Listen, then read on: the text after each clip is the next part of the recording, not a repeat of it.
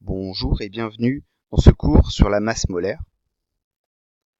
La masse molaire, comme son nom l'indique, c'est la masse d'une mole. Son symbole, c'est grand M et l'unité, c'est le gramme par mole qu'on va noter aussi gramme mol moins 1. On peut trouver la valeur des masses molaires dans la classification périodique. Sur cet exemple, la masse molaire atomique de l'élément en gramme mol moins 1 est écrite juste en dessous. On va voir que deux exemples avec la masse molaire d'un élément X qui peut se noter M de X ou MX. Le premier exemple qu'on va prendre, c'est le beryllium. Juste en dessous, en bas de la case, on a bien sa valeur de masse molaire qui est de 9. Donc, la masse molaire du beryllium est égale à 9,0 grammes mol moins 1. On peut la noter aussi MBE. Un autre exemple avec le soufre. Pour le soufre, la masse molaire est de 32,1 grammes mol moins 1, d'où le M de S égale 32,1 grammes mol moins 1 égale MS. On va voir maintenant la masse molaire moléculaire. Cette fois-ci, pour la masse molaire moléculaire, c'est la masse d'une mole de molécules. Et l'exemple qui nous intéresse, c'est la molécule d'eau. Voilà une molécule d'eau. Alors si on veut déterminer sa masse molaire, on doit en prendre une mole.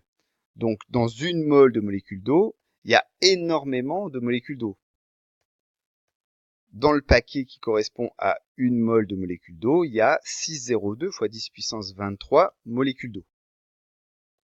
On va essayer de déterminer la masse molaire. Alors, la molécule d'eau est composée d'un atome d'oxygène et de 2 atomes d'hydrogène. Ce qui veut dire que dans le paquet de 602 fois 10 puissance 23 molécules d'eau, on va avoir une mole d'atomes d'oxygène et 2 moles d'atomes d'hydrogène. Ce qui fait que la masse molaire de l'eau, H2O, c'est 2 fois la masse molaire de l'atome d'hydrogène plus 1 fois la masse molaire de l'atome d'oxygène.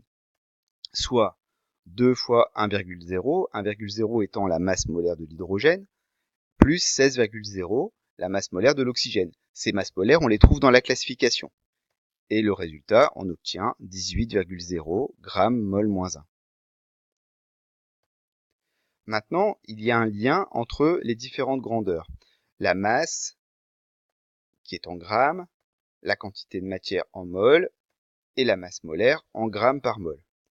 Si on a bien compris que la masse molaire, c'est la masse d'une mole, quand on va prendre 2 moles, forcément, la masse sera doublée.